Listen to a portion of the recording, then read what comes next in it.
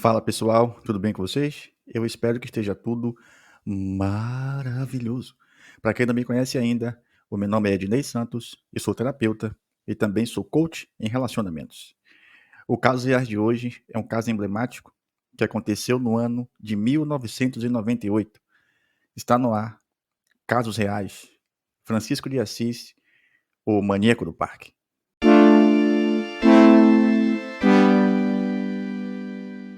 Bom, Francisco de Assis, o que se conta é que ele era uma criança pobre, como grande parte dos brasileiros, né?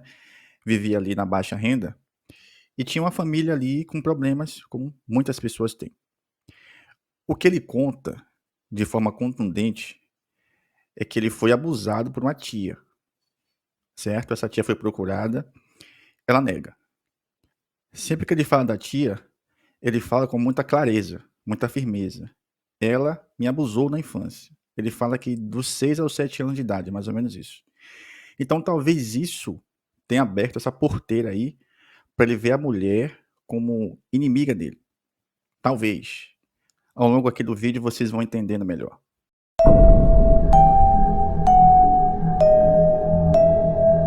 Bom, de uma criança pobre a uma pessoa que supostamente foi abusada, agora Francisco é chamado de Chico Estrela. Por quê? Porque ele era muito bom na patinação. Inclusive chegando a ser instrutor de patins. Era muito bom. Então agora, aquela criança humilde, pobre, retraída, é chamado de Chico Estrela. Deu entrevista, saiu em capa de revista, jornais. Então Chico deixou de ser aquela pessoa comum e passou a receber muita atenção. Via de regra, um psicopata precisa de duas personalidades: a de bom cidadão e, em momentos que eles estão em êxtase, atrás de vítimas, se transformam no psicopata. Então é através da conduta do psicopata, fora da mídia, dos holofotes, que a gente vai saber de fato quem é aquela pessoa. Então Francisco, quando deixava de ser o Chico Estrela, passava a ser o psicopata, o maníaco do parque.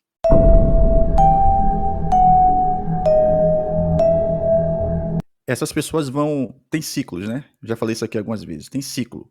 Primeiro começa a imaginar, depois aquela imaginação fica cada vez mais forte, aí começa a dar os primeiros passos, quer tentar levar as vítimas para esses ambientes, manipular as vítimas, depois consegue levar uma, aí vai crescendo essa habilidade. Então com o Chico não foi diferente. Conta-se que ele era chamado de Chico Galinha, porque ele tinha tantas namoradinhas, cada semana estava com uma, que o que parece é que ele estava treinando, estava se aperfeiçoando como todo psicopata faz. Começa com a imaginação toma lugar, aí depois vai para o primeiro ato, e a partir do primeiro ato, não para mais. Ficam arrogantes, prepotentes, e começa a cada vez buscar mais adrenalina, mais aquela emoção da primeira vítima. Por que continua matando, Adnei? Porque eles precisam sentir a mesma sensação que foi a primeira vítima. Por isso que vai escalando. Mata, depois desmembra, depois tem relação íntima com o corpo, vai sempre escalando para que aquela sensação da primeira vez volte novamente. E com Francisco não foi diferente não. Bom, era o teste, né? Ele treinava a manipulação. Quando você é um líder, você lidera também pela sua postura.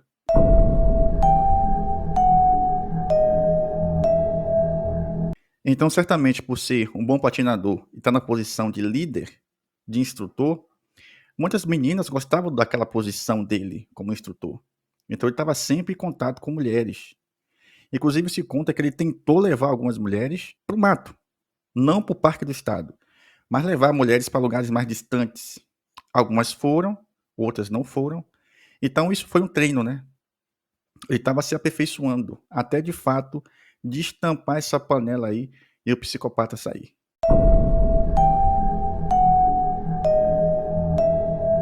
A manipulação faz parte da personalidade dessas pessoas. Sem a manipulação, sem o engano, sem a perspectiva do ambiente, tem uma visão muito boa dos ambientes, conhece muito bem a história das pessoas, consegue ver a sua postura, se você está triste, se você não está. Então são pessoas que têm uma visão muito ampla de qualquer ambiente que estão. Então existia ali a briga, né? O Chico Estrela com o psicopata. Quem iria vencer? É evidente que o psicopata estava ganhando força. Então, o Chico Estrela agora estava assumindo mais a posição do psicopata, do manipulador. Que a partir de agora começa o Chico Estrela ficar em segundo plano e o psicopata em primeiro.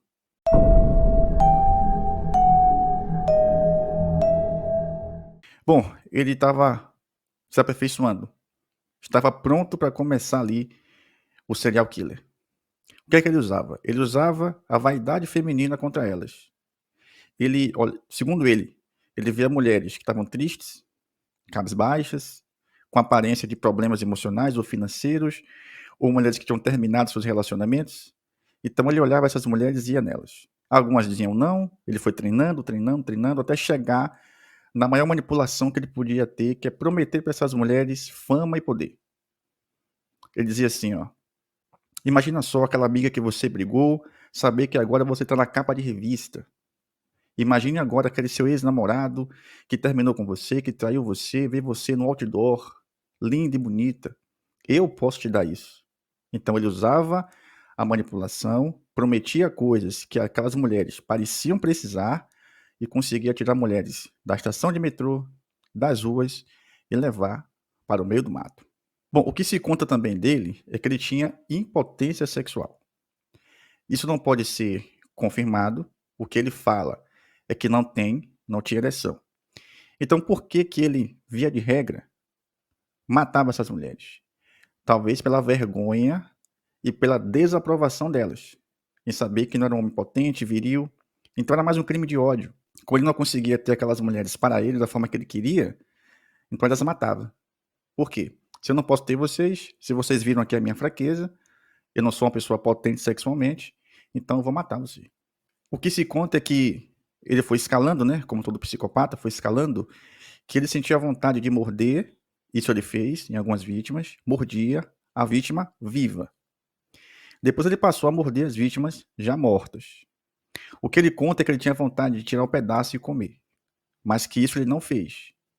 Mas em alguns corpos foram encontradas mordidas, e aquelas mordidas foi feita em vida. Então aquelas mulheres, além de apanhar, sofrer, serem violentadas, também recebiam mordidas do Francisco.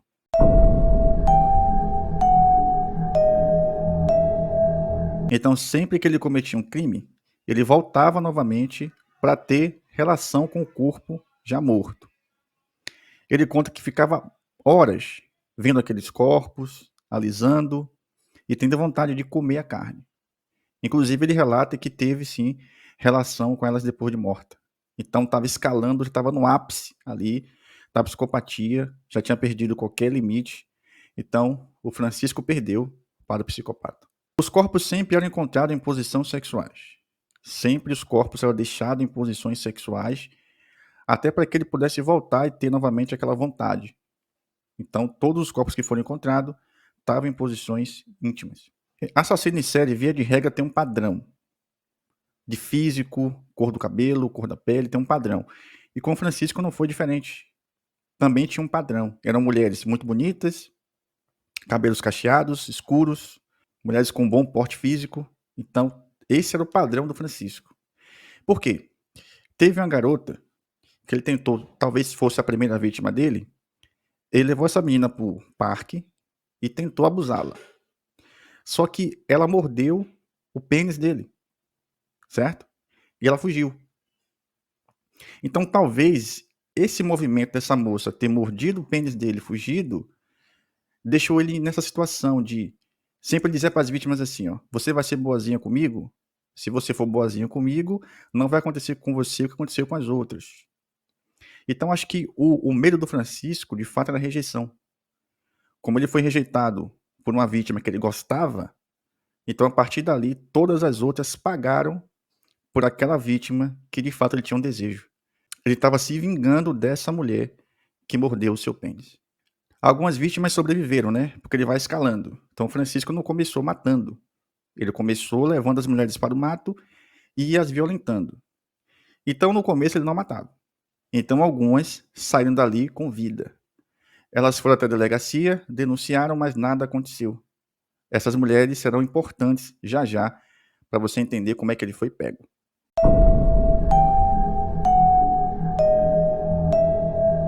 Todo psicopata é narcisista, e com Francisco não foi diferente.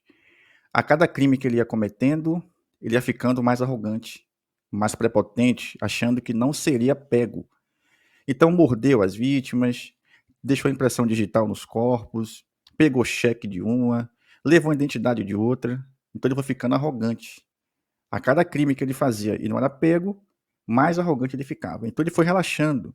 Aquela tensão de pegar as mulheres foi baixando. Por quê? Porque ele foi aprimorando.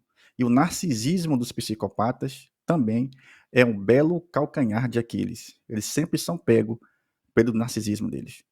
Uma vez, essa arrogância levou ele a dar um número do trabalho dele, só que com o nome de Jean.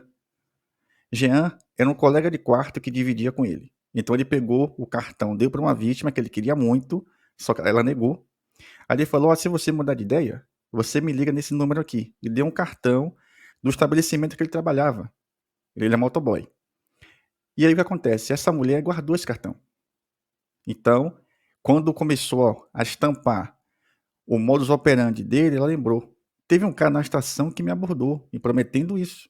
Ela foi até a polícia e deu esse cartão. A partir desse cartão, a coisa começa a mudar.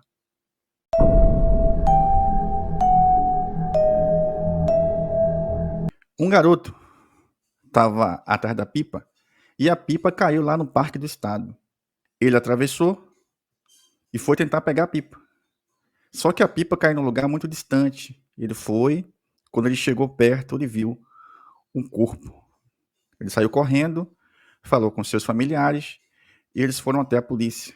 A partir daquele momento foi descoberto o cemitério do Francisco. Bom, a cada dia que a polícia ia fazer uma vistoria, achava um corpo, sempre em posições sexuais. Então estava claro que tinha ali um maníaco. Achou 2 corpos, depois achou mais 2, depois achou outro. Então a cada semana ia achando corpos um próximo do outro. Francisco soube disso porque todos os jornais davam que tinha alguém ali matando naquele parque. Então ele sabia que a qualquer momento ele seria pego. Então ele resolveu fugir. Bom, o cemitério do serial killer. Aquele ambiente é dele. Ele manda nos corpos vivos e também manda nos corpos mortos. Ele decide a hora que você vai viver e que você vai morrer. Dono, aquele ambiente é dele. O que ele conta? Que quando ele conseguia tirar uma mulher, ou do metrô, ou da rua, ou de algum ambiente, e ultrapassava uma clareira que tinha, ali ele mudava. Deixava de ser o Francisco e passava a ser o assassino em série. Então o cemitério dele estava ali. O que é que ele fazia? Ele pegava uma nova vítima, levava para um corpo que já estava ali há um certo tempo e mostrava: ó, se você não for boazinha comigo, vai acontecer com você o que aconteceu com ela. Ela morreu porque não foi boazinha, então seja boazinha. Lembra que eu falei da mulher que não foi boazinha com ele, que mordeu o seu pênis? Então ele queria que as mulheres fossem submissas. Porque ele lembrava de quem? Da primeira vítima que ele não conseguiu concluir o ato. Então ele usava aquelas mulheres, batia muito, agredia fisicamente, humilhava, cuspia, batia, e quando estava satisfeito, aí ele matava. Bom, Francisco chegou a ser o homem mais procurado do ano de 98. Jornais, televisões, todas as emissoras, até de fora do país, estavam procurando esse assassino em série. Só se falava disso. Eu lembro na época. Só se falava desse tal assassino em série, o maníaco do parque. Então, não tinha ainda uma foto do Francisco, mas aquelas vítimas do passado começaram a procurar a polícia. Então foi feito ali um retrato falado, o mais próximo possível. Já já vocês vão entender como isso foi importante. Bom, Francisco foi embora. Deixou uma carta ali para o seu patrão, agradecendo a ele pelo trabalho, gostava muito dali, mas tinha que ir embora. Então deixou essa carta feita por ele mesmo. Só que junto com essa carta, ele deixou um jornal. Nesse jornal já tinha o retrato falado dele. Então nesse retrato falado, deixou a carta em cima do jornal, ou seja, Francisco se entregou, por assim dizer. Então Francisco foge para o Rio Grande do Sul. Certamente para a divisa ali, né? Ir para outro país e tentar recomeçar a sua vida lá. Só que não deu tempo. Já tinha o seu retrato falado e já tinha a imagem de quem era Francisco. Lembra do cartão daquela moça que ele entregou? Quando a polícia foi lá e encontrou a carta, e encontrou notícias sobre ele que ele mesmo guardava, ficou claro que era o Francisco. Então agora tinha a foto dele, de fato, de quem era o maníaco. Teve uma vítima do Francisco que foi a que mais sofreu. Ele foi em uma galeria do rock e lá ele encontrou uma vítima que agradou muito ele. Então ele conseguiu tirar essa moça da galeria do rock, levou para o meio do mato e lá ele espancou essa garota. Muito, muito. Essa garota, ele não quis matar, note, ele não quis matar. Ele falou, você vai contar até 2000 e se você sair daqui antes disso, eu volto aqui e mato você. Só que ele se perdeu na mata. Ele não conseguiu achar o caminho de volta. O que aconteceu? Ele voltou novamente para essa garota, amarrou seu cadastro no pescoço dela e saiu passeando com ela pelos outros corpos, como se fosse um cachorro. Ó, tá vendo essa aqui morreu? Então ela virou um cachorrinho, e aí ele foi levando ela e mostrando os outros corpos. Então ele conta que quando ele já estava cansado de bater nela, cansado, ela falou assim para ele, por favor, não bate mais no meu rosto não, faça o que tem que fazer logo, eu não aguento mais. Aí disse que ele deu um beijo nela e matou.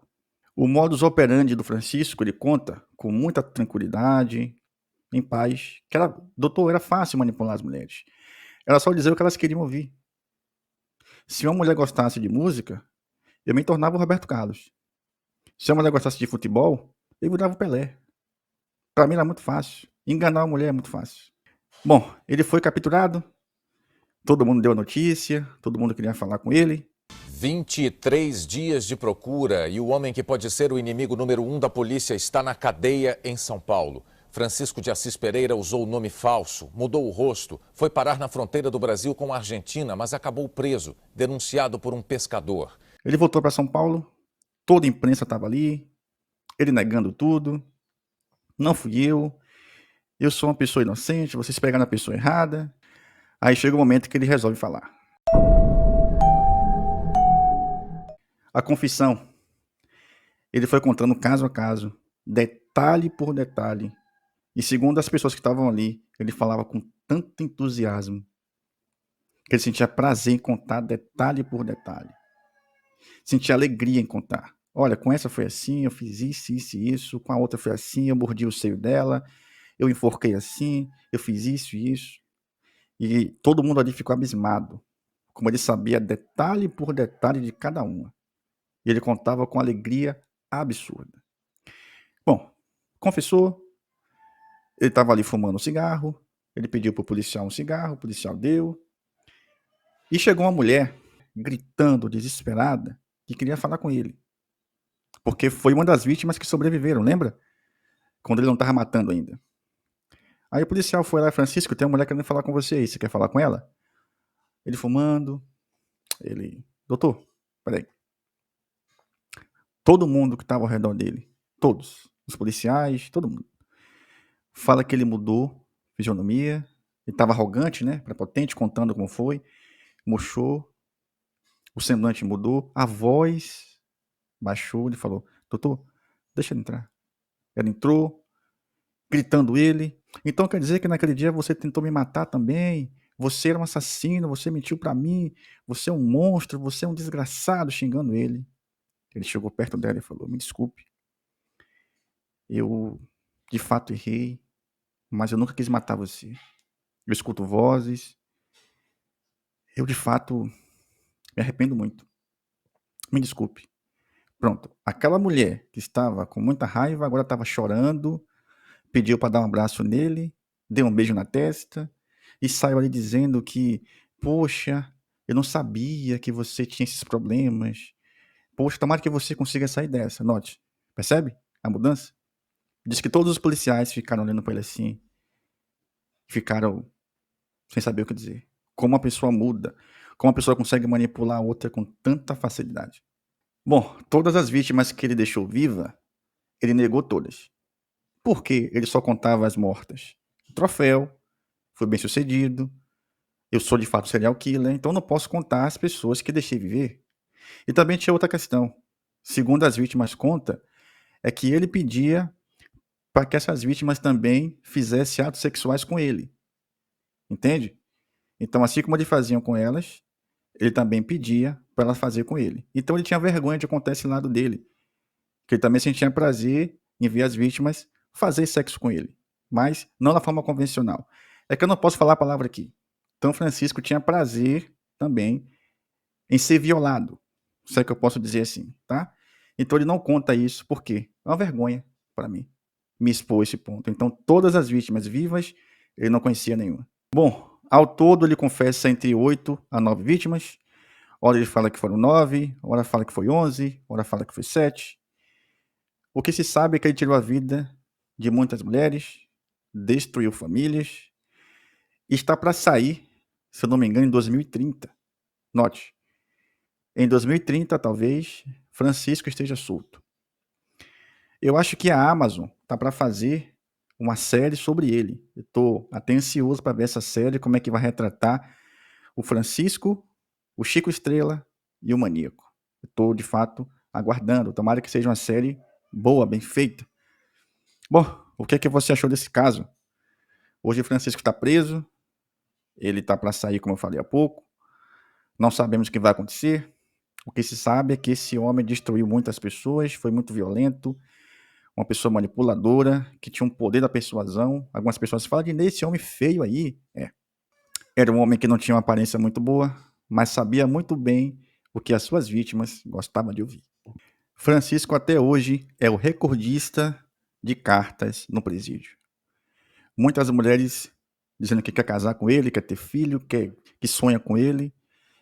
Então note, um cara que tirou a vida de tantas mulheres, destruiu aquelas mulheres, tem pretendentes, muitas mulheres querendo ter relação com ele. Bem, essa é a parte que eu não consigo entender muito bem. Eu entendo como terapeuta, tá? Mas esse amor ao perigo que algumas mulheres têm, esse fetiche pelo homem dominador, pelo homem acima da lei, isso é perigoso. Talvez Francisco nunca teve tanta atenção na vida dele, das mulheres, quanto depois que ele virou um assassino delas. Isso é incrível. Bom, nossas considerações finais. Fique esperta, essas pessoas existem. Não é para ficar com medo das pessoas, mas é para ficar atento. Os manipuladores, as manipuladoras estão soltas por aí. Nós temos que tomar cuidado. É sempre bom você, conhecer seu limite. E muito cuidado com quem você vai dividir a sua vida. Ele conta que ele estava dando informação para elas, mas na verdade ele estava tirando informação das vítimas. Era uma tática que ele tinha. Então as pessoas se abriam com Francisco. Muito cuidado com quem você vai se abrir, principalmente com pessoas estranhas que têm essa tal da nova verdade para você, que vai te dar isso, te dar aquilo. Cuidado. Isso pode ser perigoso. O que você achou do caso? Comenta aí. Se você tem algum caso que você quer que eu traga aqui, por gentileza, traga, deixa no comentário aí que eu vou tentar fazer com todo prazer. Esse foi o Casos Reais de hoje. Até domingo que vem com um novo caso. Fique em paz.